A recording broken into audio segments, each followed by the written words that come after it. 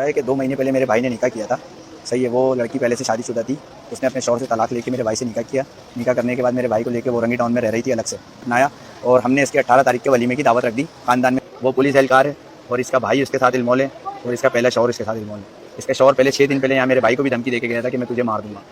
सही है, तो उस टाइम पे जब मैंने जाके देखा तो वो बिल्कुल अकेली थी। छत पे इसका भाई था, छत पे से इसका भाई भाग रहा था। इसके भाई को मैंने मौके पे पकड़ के मैंने उसको वॉशरूम में बंद कर दिया। अस्सलामुअलैकुम जी नाज़रीन, आज के व्लॉग में मैं आपके साथ कराची में एक ऐसा अफसोसनाक वाक़या पेश आया कि एक औरत की शादी होती है। शादी करवा कर वो वलीमे से पहले अपने शौहर को मार देती है। उसकी क्या वजह बनी कि उसने शादी भी उससे शौहर से करवाई? क्या उसने कोई बदला लेना था और वलीमे से पहले उसको मार दिया? और उसमें किस किस का हाथ है, इसके साथ कौन कौन शामिल था, उसकी मुकम्मल तफसीलात आज की इस वीडियो में मैं आपके साथ शेयर करूंगा। ये जो वाक़या है 9 जून को कराची के इलाके औरंगी टाउन में पेश आया। यहाँ पर कराची औरंगी टाउन में सेक्टर नंबर 10 अर्शी मस्जिद के पास एक फैमिली रहती है। उस फैमिली के सरबराह का नाम है ज़हूर का एक बेटा है हमज़ा, जिसकी उम्र 27 साल है। हमज़ा के ताल्लुक एक लड़की के साथ बन जाते हैं। उस लड़की का नाम है दुआ रुस्तम जो है ये पहले शादीशुदा होती है। इसके 3 बच्चे होते हैं। इसके पहले शौहर का नाम फ़ाहद होता है। इन दोनों मियाँ बीवी के दरमियान कुछ तनाज़ात शुरू हो जाते हैं, जिसकी वजह से इनमें तलाक हो जाती है। दुआ जो है ये लेडी पुलिस कांस्टेबल है, पुलिस में ड्यूटी करती है लियाकताबाद थाने में। ये अपने बच्चे जब तलाक हो जाती है उठाती है, अपने वालिदैन के घर आ जाती है। आते जाते इसकी मुलाकात हमज़ा से हो जाती है। हमज़ा के साथ ये 6 माह तक इसके ताल्लुकात चलते रहते हैं। उसके बाद जब ये बहुत ज़्यादा घुल मिल गए, इनमें प्यार मोहब्बत बहुत ज़्यादा हो गया, दुआ कहने लगी कि अब हमें शादी कर लेनी चाहिए, क्योंकि मैंने ड्यूटी भी करनी होती है, घर भी जाना होता है, बच्चों को देखना होता है, मेरे पास इतना टाइम नहीं है, अब इस तरह हम बहुत देर तक नहीं मिल सकते, हमें शादी कर लेनी चाहिए। अब हमज़ा कहता है ठीक है, मैं अपने वालिदैन से बात करता हूँ, तू भी अपने वालिदैन से बात कर ले। अब ये दोनों जाते हैं अपने अपने घर, वालिदैन से बात करते हैं। दुआ जो है ये अपने वालिदैन से कहती है कि मैं शादी करना चाहती हूँ। इसके वालिदैन कहते हैं कि ठीक है, हमें तो कोई इतराज़ नहीं, आप शादी कर लो। ये कहती है कि 27 साल का नौजवान कुंवारा लड़का है, मैं उससे शादी करना चाहती हूँ। इसके वालिदैन तो बड़े खुश हो गए कि कुंवारा लड़का आपको कैसे कबूल करेगा, आप 3 बच्चों की माँ हैं। ये कहती है कि वो मुझसे प्यार करता है, इसलिए वो मुझसे शादी कर लेगा। इसके वालिदैन ने तो इसको इजाज़त दे दी। उसके बाद दूसरी साइड पर हमज़ा जाता है, अपने वालिदैन से बात करता है, अपने वालिदैन को बताता है कि मैं शादी करना चाहता हूँ, और जो लड़की है और उसके 3 बच्चे हैं। जब ये बात इसके वालिदैन ने सुनी, उनके पैरों के नीचे से ज़मीन निकल जाती है। वो कहते हैं कि क्या तू बोलते जा रहा है, तुझे पता है तू कुंवारा है, वो 3 बच्चों की माँ है और तलाक याफ्ता है, हम इस तरह नहीं कर सकते, हम तेरी शादी खुद करेंगे और कोई कुंवारी लड़की ढूंढेंगे। अगर तेरी शादी उसके साथ होगी, बरादरी वाले क्या कहेंगे कि एक तलाक याफ्ता औरत घर में ले आए हैं और उसके 3 बच्चे हैं, ये बहुत शर्मनाक बात है, हम तेरी शादी वहाँ नहीं करेंगे। अब ये जो बातें हैं जब सुनता है परेशान हो जाता है। उसके बाद ये वापस जाता है और दुआ को सारी बात बताता है। दुआ अब कहती है कि हमें क्या करना चाहिए।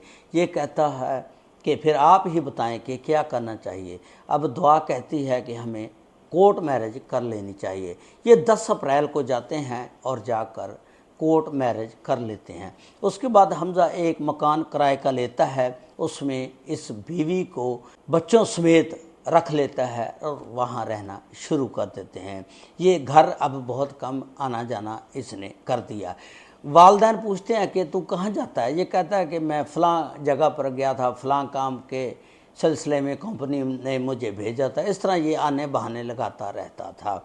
उसके बाद ये 27 तारीख को जब ईद उल अज़हा आ गई तो सारे रिश्तेदार अजीज़ व क़रीब इकट्ठे हुए। इसने कहा कि ये अच्छा टाइम है, खुशी का मौका है, मैं ये अब जो शादी मैंने की है उसके बारे में सबको बता दूं। जब अपने माँ बाप से बात की कि मैं शादी कर चुका हूं, जिसके साथ मैंने आपको पहले बताया था, आपने उस टाइम मुझे शादी करने दी थी, अब मैंने कोर्ट मैरिज कर ली है। जब ये बात उसके वालिदैन ने सुनी, वो बड़े गुस्से में आ गए। उन्होंने कहा कि आज के बाद तेरा हमारा रिश्ता ख़त्म है, आप घर से निकल जाओ।